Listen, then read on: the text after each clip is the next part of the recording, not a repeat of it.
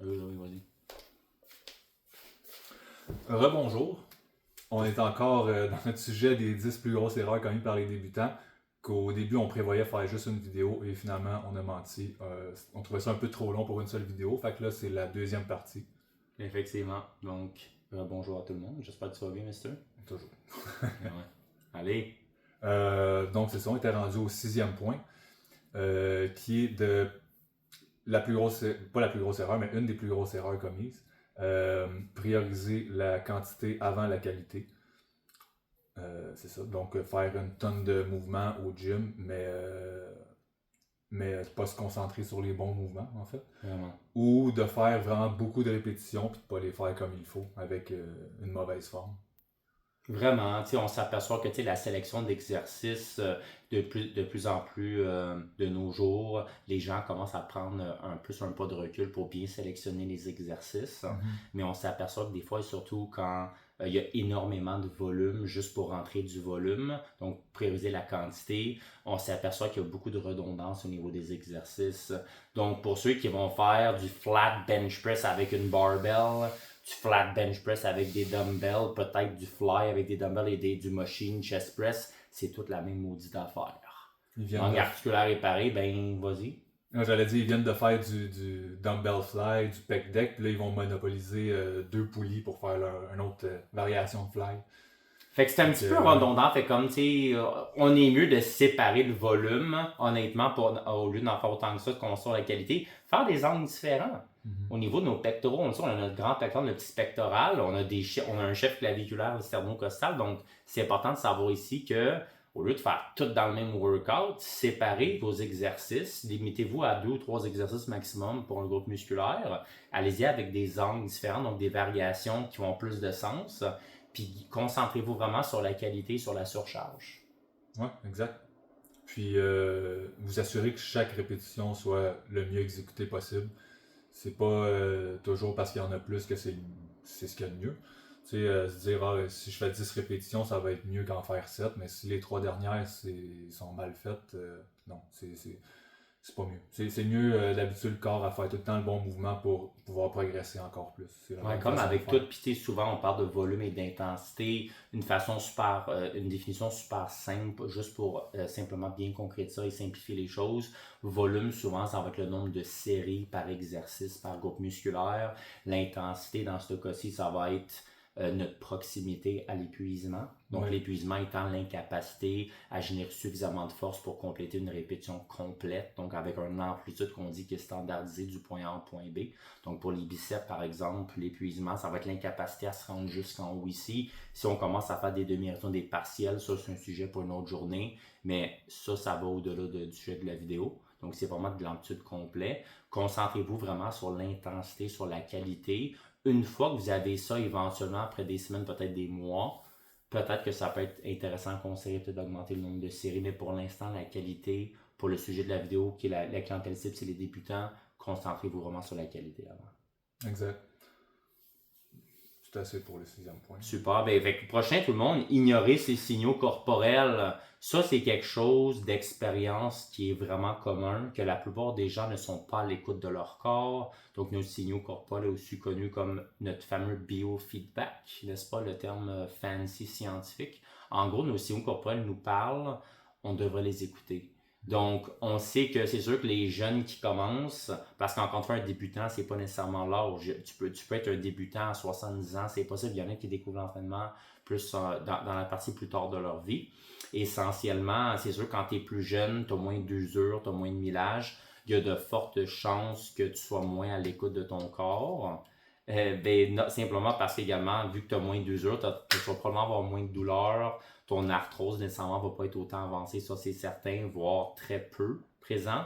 Donc, les jeunes souvent vont être très déconnectés avec leur corps et leur biofeedback, puis ils vont se pousser jusqu'à temps qu'ils se blessent, puis après il va être un petit peu trop tard. Fait que la prévention, c'est une notion qu'on va essayer de les sensibiliser, mais ils sont tout le temps moins à l'écoute malheureusement.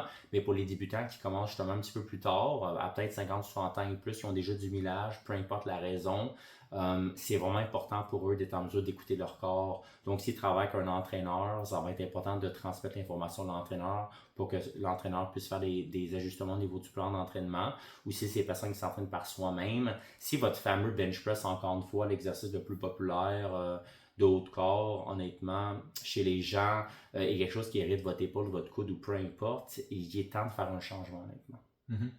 Ou si vous voyez que vous êtes toujours raqué aussi, là. Être raqué, oui, c'est un bon signe, là, de voir qu'on a travaillé le bon muscle, mais on veut pas toujours être raqué non plus. Si vous voyez que vous l'êtes toujours, puis que vos entraînements, ça progresse pas, ben c'est ça. Peut-être en faire un peu moins.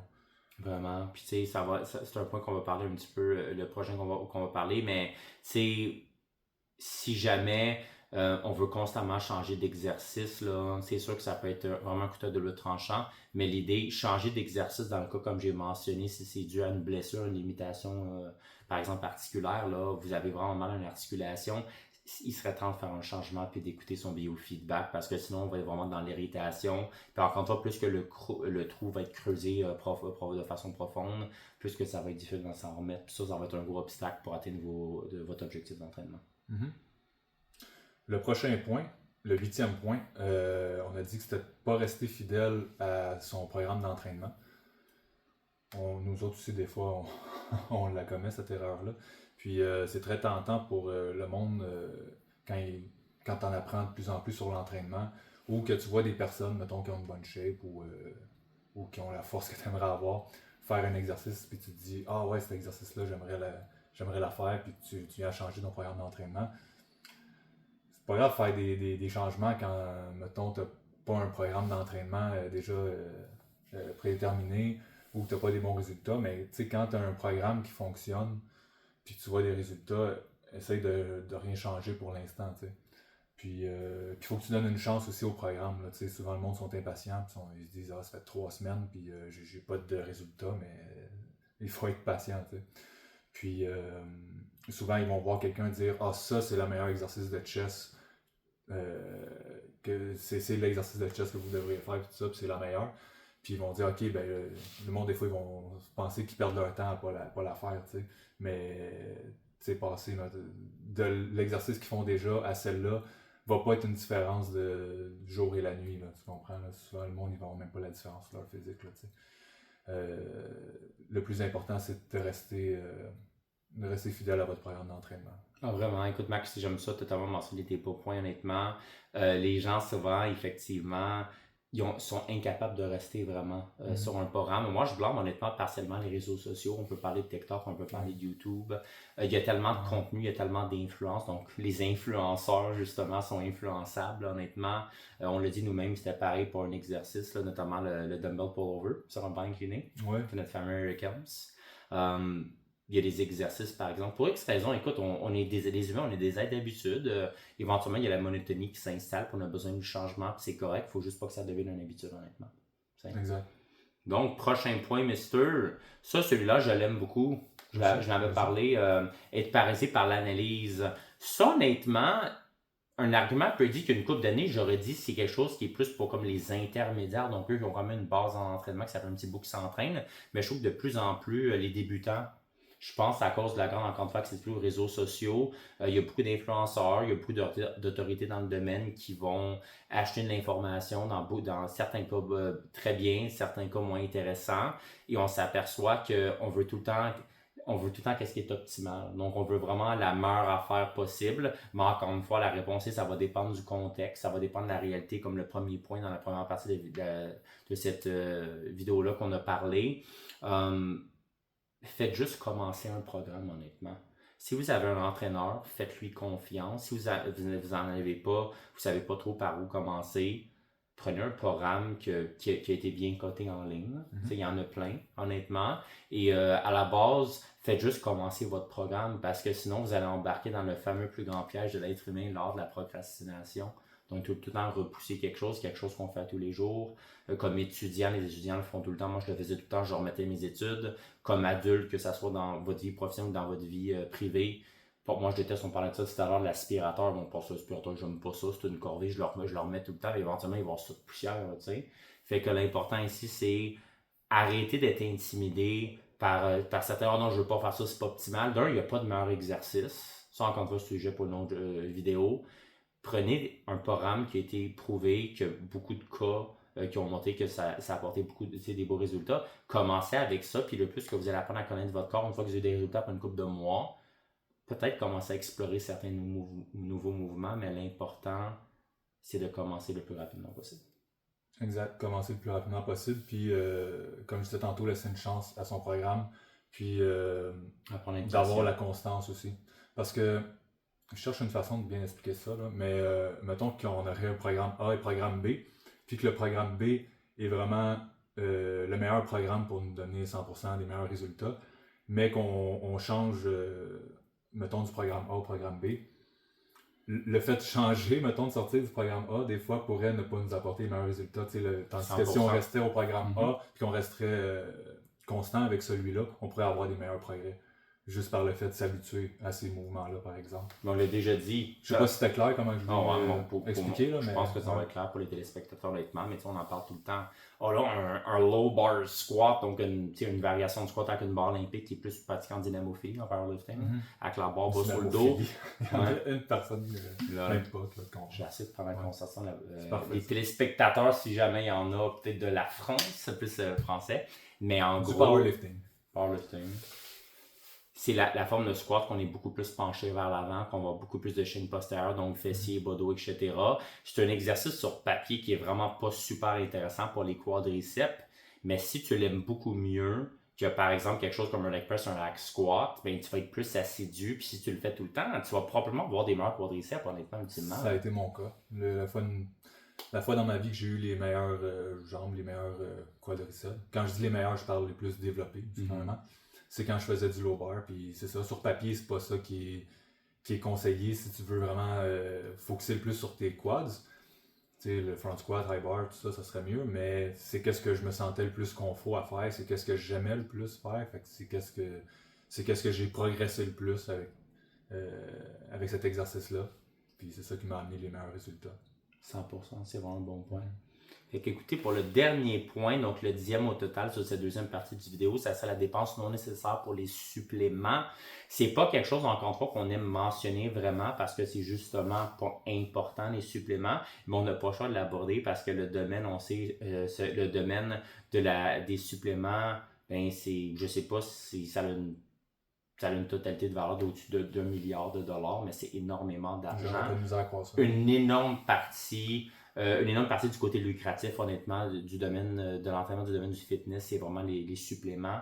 Puis on l'a dit, autre que la créatine monohydrate, des oméga 3, puis bon, la poudre de protéines en général, puis peut-être les multivitamines là, pour ceux qui sont pas trop rigoureux avec leurs fruits et légumes. En général, il y a beaucoup de suppléments qui n'ont pas l'air d'être nécessaires, honnêtement, voire inutiles dans certains cas. Surtout si tu as la base, tu as une alimentation quand même assez équilibrée, honnêtement, en termes de protéines, micronutriments, tu le quittes, mais il y a trop de gens, encore une fois, qui veulent, je pense, le chemin qu'on dit facile. Qu'est-ce que je peux acheter là qui ne nécessite pas d'effort, sauf peut-être un certain montant de notre portefeuille qui va nous permettre d'avoir des résultats instantanément. Mon père, c'est l'exemple. Mon père, malheureusement, c'est quelqu'un qui va dépenser quand même beaucoup d'argent pour les suppléments naturels, puis il y a un effet, qu'est-ce qu'on appelle placebo. Donc, dans sa tête, avant même de faire l'achat, il se convainc dans sa tête que ça va l'aider, puis ça l'aide peut-être réellement, mais pas une raison physiologique, mais psychologique. Même chose qu'avec l'effet de nocebo, que les gens souvent vont se créer dans leur tête un dilemme. Je vais me faire une opération chirurgicale, il y a 98% de réussite, un 2% que ça ne marche pas, mais je vais faire partie du 2%, puis finalement, ils ont peut-être comme des séquelles qui sont encore une fois dans leur tête. Fait que ça montre que le côté psychologique est vraiment puissant dans notre monde, dans notre réalité. Donc, cela dit, les suppléments ne sont pas nécessaires. C'est un supplément à ce qu'on a déjà qui devrait être une bonne alimentation. Oui, exact. C'est ça, comme tu as dit, ça peut aider, mais c'est ça, c'est vraiment pas nécessaire.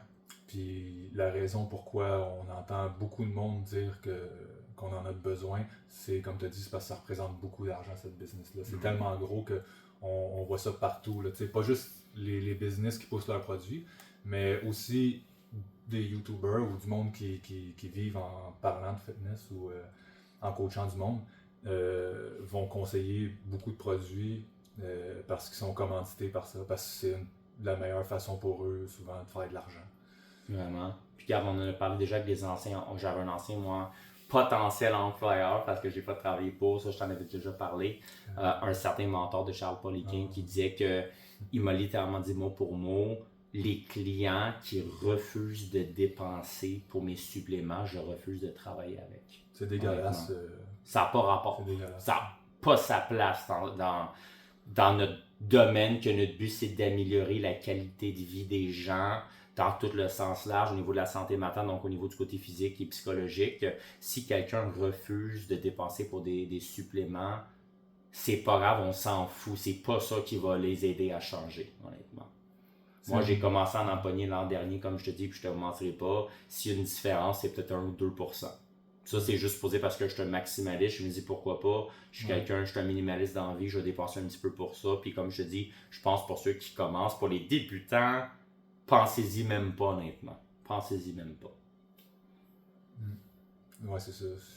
Pour ceux qui trouvent que c'est déjà difficile de payer l'épicerie, commencez pas à payer pour des suppléments en plus. 100%, puis le dernier point, vu qu'on en parle beaucoup, nous dans les débuts, là, dans le temps, là, sur peut-être 2010 c'est peut-être un petit peu avant, ou que bodybuilding.com commençait à devenir de plus en plus populaire, c'était comme parmi peut-être les pionniers à vraiment mettre en marketing là, les produits, surtout les produits, les suppléments en général, surtout les protéines, les poudres de protéines. Puis on sait que les recommandations dans le temps, c'était genre du 300 grammes de protéines et plus. En termes de comme c'est nécessaire, comme si vous n'avez pas autant que ça, comme du 2 grammes par livre, fait quelqu'un de 200 livres devrait manger comme au-dessus de 400 grammes de protéines. Bien ça, tu avais des pro bodybuilders comme Ronnie Coleman qui consomment autant que ça, mais on le sait que là, c'est pas nécessaire, c'est à peine 1 gramme par livre. Fait que cette personne de 200 livres pourrait probablement consommer à peu près 150 grammes de protéines par jour, quelque chose comme ça, dans le 0,7-0,8 grammes par livre. Puis c'est assez pour optimiser les résultats. Fait que ça, encore une fois, il y avait un incitatif lucratif. Leur but, c'était qu'on dépense sur les suppléments. Ben, c'est ça. Malheureusement. C'est ça, puis c'est encore comme ça. Il y a encore une grosse partie du monde qui pense qu'il faut manger autant de protéines que ça pour avoir des bons résultats. Il y en a qui le pensent vraiment, mais il y en a aussi qui savent que c'est pour aider leur business. Là, 100%. On t'en est parlé. Faut faire attention à ça. On s'en est parlé tout à l'heure. Moi, pour des raisons personnelles, de préférence personnelle, simplement, j'aime ça consommer plus que les recommandations, mais je suis conscient de ça. Puis je consomme ça surtout par beaucoup de produits laitiers comme du Yogoga, du fromage cottage, des choses que j'aime. C'est pas super dispendieux aussi. Parce qu'en plus, maintenant, ça a tellement évolué, ce business-là, qu'ils font tellement des bons produits. Je parle au niveau du goût. Là, des barres de protéines. Des barres de protéines, toutes sortes de goodies qui sont avec des bons macronutriments, qui sont bons pour la santé, puis qui sont bons au goût. Autant, encore, super de base, la poudre de protéines. Aussi, moi, j'aime ça, c'est ça. Mieux en mieux qu'est-ce qu'ils font. Fait que c'est ça. C'est sûr que c'est facile de dépenser dans ça, mais bon, c'est mieux de dépenser dans ça que dans du fast-food. C'est ça. 100%. Puis quand il parlait de fast-food, il parlait de la malbouffe, notre Burger King, tout le kit, parce qu'enterrer une barre de protéines, c'est du fast-food. Mais ça le dit. C'est correct que je niaisais avec ça, Max, bien sûr. Faut que j'aille un peu de fun. Mais écoutez, tout le monde, on a pris du temps à élaborer sur le 10e et dernier point parce que c'est quelque chose, encore une fois, qui est inévitable. On n'a pas le choix d'en parler, honnêtement. Exact. Y avait-tu d'autres choses, mister? Non, je pense que ça fait le tour. Tout le monde? Peace? Je sais. On n'est pas